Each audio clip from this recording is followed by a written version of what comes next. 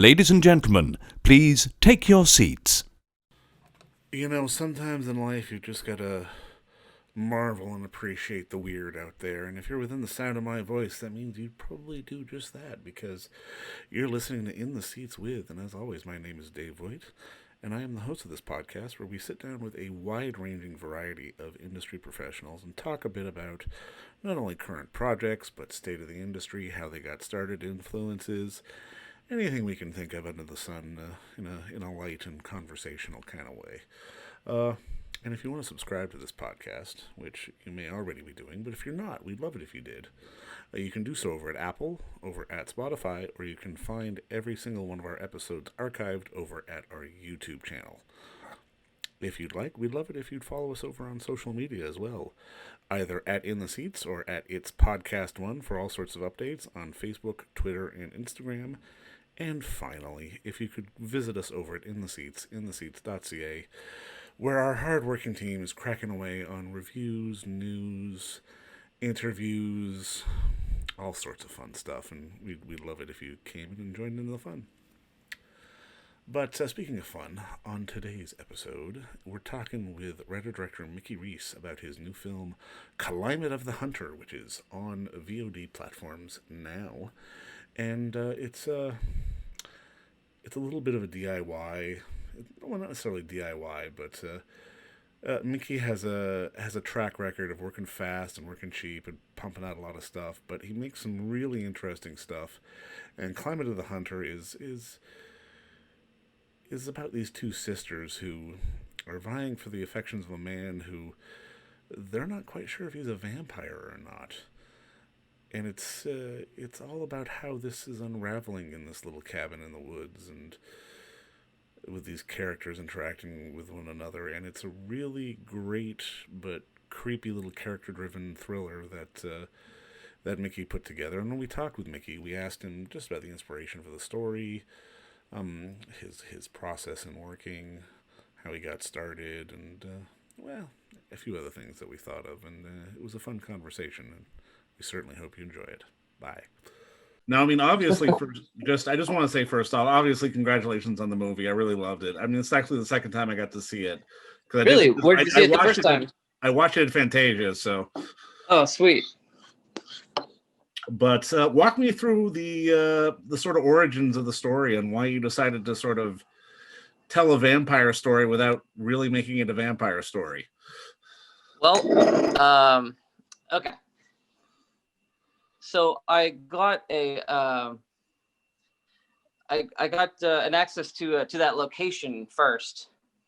They said they're like, "Can you do anything with this location? We got we got these this cabin and this other cabin, and can you do anything with this location?" And I was like, "Yeah, totally." So that was the first thing. We're going to shoot in this location.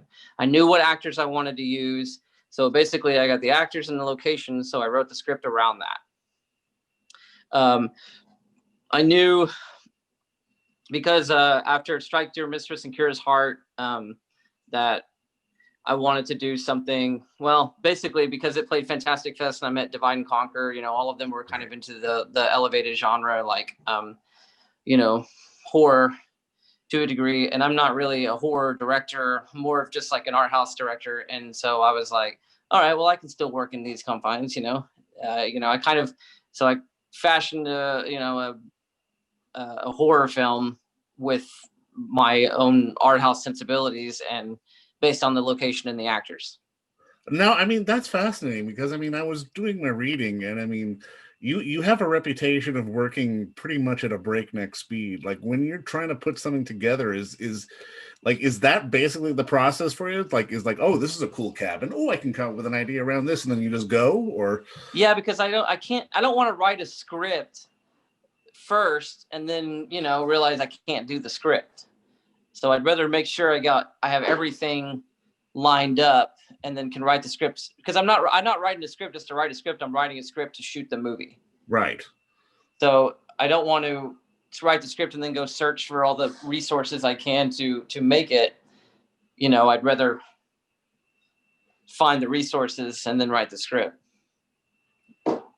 Was there any sort of, because I mean, like you say, you're not necessarily a horror director, but you were sort of jumping into this genre. And I mean, was there anything that you sort of was there any trepidation really? Because I can imagine stepping into a different genre might be a little bit of a challenge sometimes, especially if it's not one you're necessarily 100% familiar with. Yeah, and I can't say I am very familiar with horror, especially not compared to other movies. Like whenever everybody started saying that it was like a Hammer film, I'm like, I've never seen a Hammer film. I mean, I know the posters. I mean, I've been alive 38 years. I know what they are. I know what they look like, but I can imagine what they are. And I think that's kind of what it has to do with. Like, I'm more or less imagining what I think these movies are. Um, and I've always just kind of like fashioned all of the movies around characters. Okay. So once the characters are together, you get the characters talking like, this is what they say. And I don't really think about how to make it horror. You know what I'm saying? I'll just add Dracula in there and, make sure that the comedy is dark. But it would be anyway. You know what I mean? I don't know. It's like horror is just not that wild of a jump for what I was already doing in the first place. Right.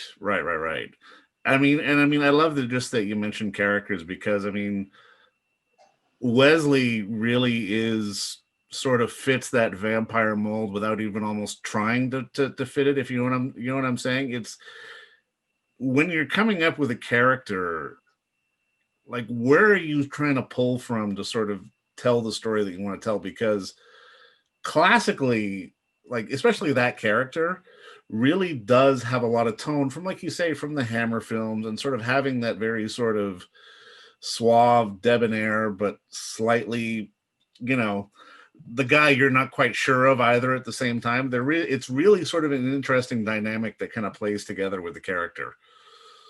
Well, I think, vampires are cool. Yeah. They're obviously cool. They're suave, they're debonair. And using, writing a character for that actor and thinking like, oh yeah, this guy's got to be, Frank Langella or something. Like, he's got to be a smooth kind of handsome vampire. And so it kind of writes itself. You know what I mean? When you're writing for a specific actor, the character kind of like, writes itself. You're just kind of putting your words and your thoughts into that person. Now, what inspired sort of your work ethic? Because I mean, in many cases, people will come up with a story, they'll develop a character, and sometimes they'll write for an actor, but a lot of times they won't, and then they'll go find somebody, or then they'll have to settle on their second or third choice. But you seem to be doing almost in an almost inverted fashion, like, okay, we've got a cabin. Now let me figure out what to do around the cabin. What inspired sort of that process for you as a filmmaker? Because I've been making movies since I was a kid, and to make the movie, to get to the point where you're shooting, you've got the actors in front of you and you're shooting it, like, you have to kind of throw all that other stuff away, or else you're never going to get to the point where you're shooting the actors. You're going to be too busy like writing and then like combining, like trying to raise your money or get your resources and things. And I've always just kind of treated it like it's like it's just expression. Like it's an art form. It's not it's not to me, like, it just, like, it sickens me to hear like that film is like an industry or even any kind of like, or work. You know what I mean? It's because it's always just been about expression. And when I've got the camera and the actors in front of me and I'm, telling them what to do, that's my art. That's my expression. Does that make sense at all? No, it does, because I mean, it's one of those things that you've boiled it down to sort of the art, and like as you say, the expression of it all. And it's less about sort of the nuts and bolts. Like, you'll figure out the nuts and bolts later. Like, let me sort of let me sort of get inspired from X, and then I can build it out from there, as opposed to sort of building out a story and then figuring out X, Y, Z, A, B, C, and everything else in between. Exactly. Yeah. Okay, sorry. No. Yeah, exactly. And it's just because I've always, and a lot of time before I never used to write scripts. There's like, I've got a lot of movies that didn't ever have scripts. It was just kind of like, all right, we shot this scene Tuesday, so now we have to shoot this scene. So that's why um, they have a strange structure, or they don't have really a structure, or they don't have a plot, because it's just kind of like my own form that I've created out of necessity. No, and I mean I love hearing that because I mean if it ain't broke, why fix it, right? Well, You've it's been broke until now. So all the other movies were kind of like a sketchbook too, and now it's like it's an airless, like, um this aimless way I go about shooting the movie and having and structuring it, or writing it, is could be considered lazy, or the other way is just kind of like, let's just go until we find something, like more like freeing as well. And sometimes it hits, sometimes it doesn't.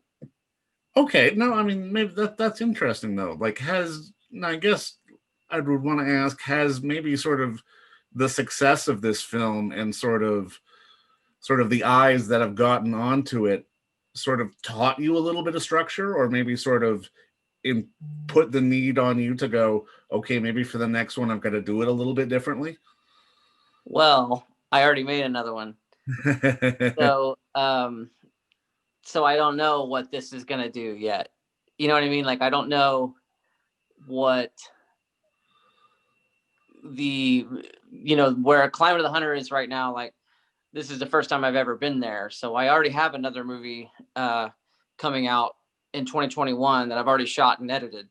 So basically the next movie you'll see from me it's not like.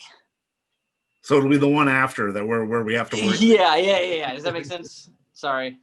Yeah. So the next movie I do, we'll see if this, interfered with my process at all, or makes me more conscious about making choices. But I doubt it. What Because I don't know any other way. You know what I mean? It's not that like I'm like this fucking super like headstrong, my vision, my way. right. Kind of, I'm not. It's just this is how I've learned to do it, and it's all I can do. What got you into storytelling? Because I mean, I just look behind you and I see a big bookshelf, which I'm assuming either has movies on. I'm assuming has movies on it, but you never know. I've got a bunch of cool like old movie posters, and then I've got just giant library full of DVDs, because what are you gonna do? You can't throw away DVDs. I know it's all on the internet now, but you can't throw them away. But yeah, I mean, I think if you like my collection, you're not gonna find any horror. It's mostly like 70s Oscar winners. It's not a Like bad. That's not a bad. Yeah, thing. that's like the 70s is like that's the main and I know that Climate 100 is set in the 70s, so it's like I'm really in the 70s, but that's not. They don't really have. I don't feel like the two have anything to do with each other, because I'm not like about the time period. I just think that those were the best movies being made. I agree with you on that for sure. Yeah. All right, that dovetails into something else I wanted to ask. If you had to pick one, is there a 70s movie that maybe you would say sort of is the movie that went, okay, for you, okay, I got to be a storyteller, I want to make movies? Can you boil it down to one movie? There's no, I don't know about one movie. Shortlist it. I'll shortlist it. I can do a short list. Gummo. Okay. Not from the 70s. No, that's fair. Yeah. Midnight Cowboy. Raging Bull. and I see like Midnight Cowboy and Raging Bull as 70s movies. They're not, but they are. They are. Like, yeah. And I was well, honestly, it sucks to say now, but Woody Allen is the one who, that's how I really like thought like, oh, I can do this. This is easy. You just put two people up and have a conversation and then just let it pan as they walk. Right. You know what I mean? So he's was a huge influence on just like directing for me, not necessarily writing, because I don't write anything personal. I do, but it's in such a masked way. No, for sure. Yeah, because because no one wants to see like me. Like what am I going to talk about? Like I live in the age of cell phones and internet. Like what am I going to say? You know what I mean? I don't like modern realism. Now, I mean, obviously, with everything going on in the planet, you haven't necessarily been able to do the festival run, quote unquote.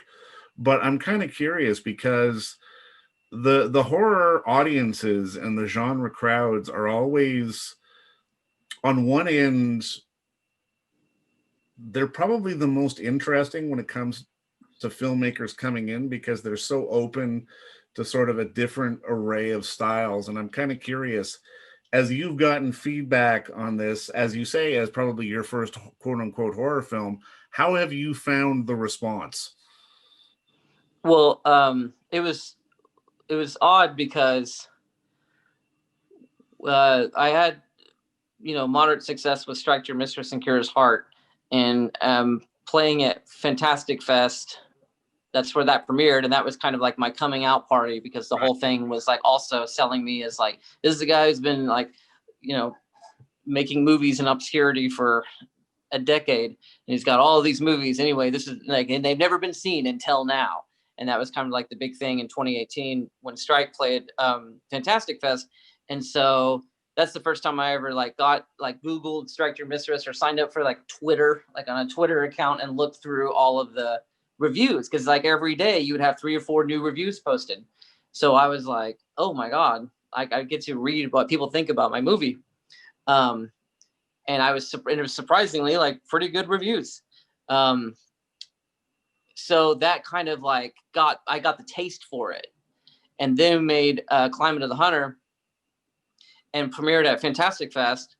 And it's not that the reception was strong, but there wasn't as much press. It wasn't as big of a deal, as it was in 2018. So I was like, oh, all right, well, whatever, I guess I fucked up. I guess I didn't make a good one this time. And I did have doubts about Climb to the Hunter because it wasn't as wild. It did have more of a structure than Strike Your Mistress. So I was like, oh, I might have fucked up. Like, I got more money, so it must have like fucked up my process somehow. And then months and months go by and there's just nothing on it really. And then it plays Chattanooga and everybody like kind of liked it there. And then it played Fantasia and everybody liked it there. And that's like the most press I've ever read about it. And then just kept hitting festivals. And then I just kept reading about press, and then we sold it. And I was like, oh, like, I guess this movie is good. I guess this movie is something. But it's almost like you never know. I like them all. I don't know if other people are going to like them, So for a long time, I didn't know. For a long time, the movie didn't catch on. So the movie's been running around for festivals for a year, and then kind of didn't catch on till like the tail end of the festival run. Now I'm curious, is there a style of movie that you'd love to make that would maybe sort of buck against your process and the way you do things? Like, is there a Mickey Reece sci-fi film in your future? No, but there's a Vietnam movie. Oh, really? Okay. Yeah. I've got a concept for it. Like, I know how it's going to go beginning to end, but I'm not going to, there's no sense in writing it right now because no one's going to offer me the kind of money I need to make it. Yeah. So I'm not going to get my hopes up. I'm not going to waste time writing it. I'm going to waste time writing some smaller movie that I can actually get made. I don't want to sit on a $10 million script. Or a Vietnam movie, probably 20 million. I don't even know how much movies cost, but I guarantee you this one's expensive. um, How do you sort of stay inspired and stay innovative, especially when you know that 9 times out of 10 you're working on micro budget or less when you're trying to make something? Honestly, try like people in my corner and producers and stuff have been telling me to write a more expensive movie, and I'm having a hard time with it. I'm just so used to making small movies; it's harder for me to make more expensive movies. So, um, so I don't know. I don't know. I may be stuck in this low budget world forever, but I'll try, and maybe that's why people don't make as many movies as I'm used to making. Maybe that's why all my favorite directors like make a movie and then 4 or 5 years pass and then they make another movie. I could never imagine that, but it's probably because they're working on big fucking movies. Well, and I mean, I love that you say that too. I mean, especially referencing it back to sort of the films of the 70s, and just there was a sort of breakneck pace that just was sort of unheralded because it was doable and they could do that and stuff would get theatrical. And there were some really interesting people coming out of New York and other places all across the world. But now, given the access to technology and what everybody can do, it almost feels like we're bubbling back up towards that again, to sort of have a renaissance of, I don't want to say, the style of movie where, you get two people in a room and you follow them around because they're just talking, but it allows for more creative freedom than perhaps that we've seen in a long time. And it's something that is maybe surprising people, do you think? Um,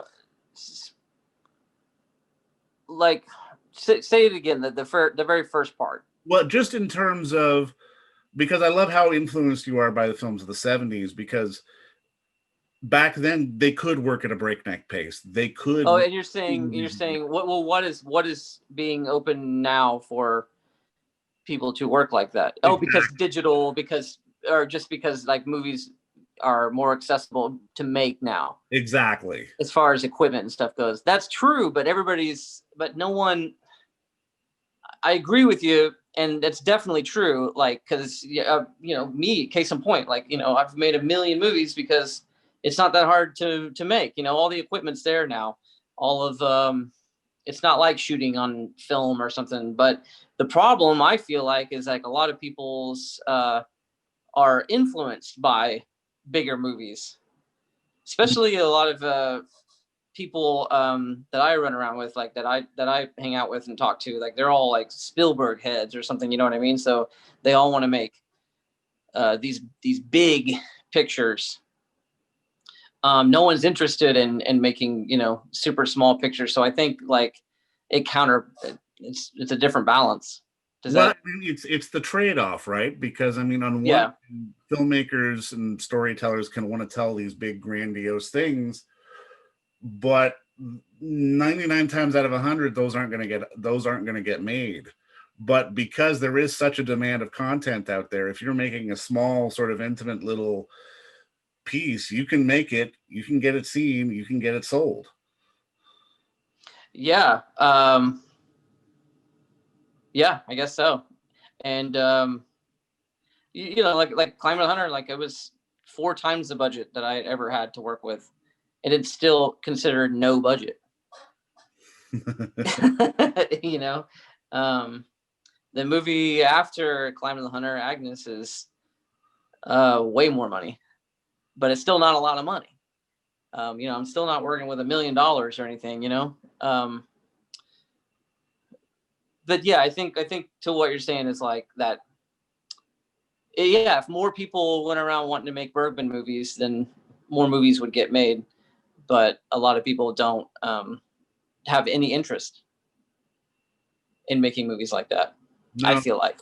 no, I mean, you're not wrong, because it's one of those lost art forms that I mean, on one end, I'm glad you're kind of keeping up because I mean, I want to see more Bergman movies. I think the world should want to see more Bergman movies, but there has to be sort of this. I'm looking for the right word, but it's sort of a marriage of the old and the new, which I think is something that Climate really does quite well because it's, especially from a horror standpoint, it has these really sort of classic overtone vibes to it, but also it's the character drama. It's the locked in, but it's giving us these great performances as well. And I mean, I really think it's this blend of the old and the new, if you know what I'm trying to say. Like, I think it's the marriage of what was and what hopefully will be. It almost feels aspirational in many ways. Climate? Yeah. Oh, cool. Thank you. You know, and I definitely, you know, write it off, like the writing process of it, but we definitely did go to, we watched Dark Shadows and Daughters of Darkness, but that was more for like style. But we really just took the regular old Dracula story that's been used over and over again. It's just different parts of it interested us than what is normally. So it's all the same. I'm sorry, all the same elements are there in the Dracula story. We just got interested in other things while writing it. So Well, like, you know, because you have you know, the vampire who is very, he's vampire. You have like the Percy characters, like or really more so than that, than like the BJ Beavers would be like the Van Helsing. right. I mean, all of the characters are like, you know, structured in that way where they are still part of that vampire lore, like the Dracula story. It's just, you know, we found more interest in telling stories about farting priests and things. But I mean, Climate does get to sort of the, like you say, the more interesting elements that are in that core story. Because I mean, especially from a studio standpoint, if you're making a Dracula movie, or people who will want to tell these kind of stories, will try to overgloss it and try to make it a little too shiny. And I mean, I guess maybe just to put a bow on all this, I'm kind of curious from your perspective, how does the money aspect of the budgets that you're working with sort of increase the level of, I don't want to say expectation, but maybe sort of the creative need to make it sort of bigger, or the pressure to make it bigger or slicker or glossier, as opposed to just sort of this down and sort of gritty character drama, which Climate is? Well, Climate didn't really wasn't really a victim of that, because it was a movie that we were gonna make for 50,000, Right. but then we got 100,000.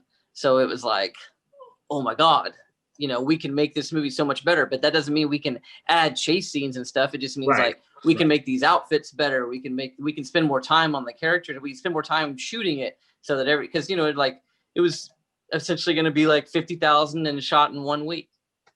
You know what I mean? So it's going to be cramming a lot of things in, and it wouldn't have been the quality of movie that it is. But so we got 100,000 and we shot it in 2 weeks. And so instead of adding $100,000 still is not a lot of money. So no one's out that much money. No one's like going to be upset, you know, that we didn't have some big fight scene or something like that. In fact, that would have cheapened it.